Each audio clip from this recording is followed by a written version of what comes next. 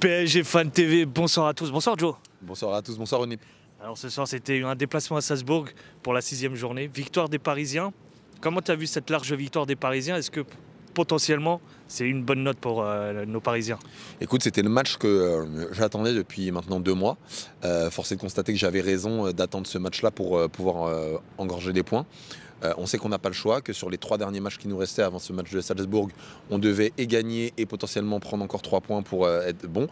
Aujourd'hui, on peut dire qu'on a fait le travail, on a fait le nécessaire. On va voir le point positif, ça faisait 1 mois que nos attaquants n'avaient pas marqué, ce qui est une stat qui est complètement pas normale depuis le 9 novembre. Aujourd'hui, tu as quand même Ramos qui marque, qui va le remettre dedans après sa blessure. Tu as Barcola qui, malgré beaucoup de déchets, en fait, était quand même un petit peu plus en jambes. Et voilà, tu as eu en fait une équipe du PSG qui était concernée, qui jusqu'à en fait, son dernier but en fait, a eu des actions construites, donc c'était quand même plutôt plaisant. Après, j'oublie pas que cette équipe de Salzbourg, elle était relativement faible quand même. Faut rappeler quand même que Brest a battu cette équipe 4-0. Nous, on leur met 3-0.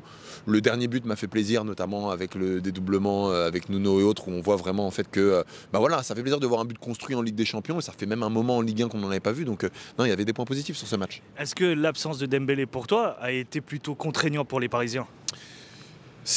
Ta question, elle est super intéressante et elle est dure en même temps, parce que je te dirais que comme en fait on a une surpossession, je peux pas dire qu'on a manqué de créativité. Tu vois, on a eu sur les 15 tirs, pour une fois on a eu 8 cadrés. On met 3 buts, donc 50% cadrés, c'est pas nos statistiques habituelles. Donc on va dire que par rapport à l'adversaire, on n'a pas senti le manque de Dembélé. Par contre, c'est vrai que tu vois quand même qu'on a un jeu. Certes, on a un ADN, mais on a un jeu qui est relativement stéréotypé.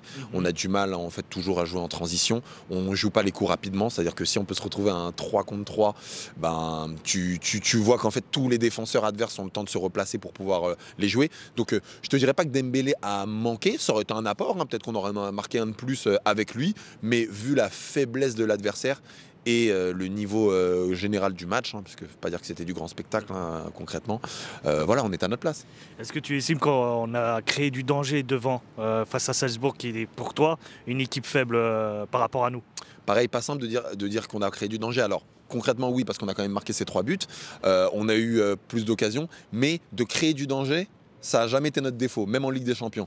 Le problème, c'est l'efficacité derrière. Ce soir, on ne va pas bouder notre plaisir, on est efficace, mais je suis obligé de le dire quand même, quel cruel manque de plaisir quand même dans ce jeu qui est stéréotypé, où il y a peu de création, il y a peu d'engagement, il y a peu de transition, il y a un jeu stéréotypé qui part sur les ailes. Et heureusement, je tiens quand même à saluer en fait le haut niveau de Nuno Mendes et de Hakimi, qui nous apportent énormément offensivement pour pallier en fait aux carences de nos attaquants.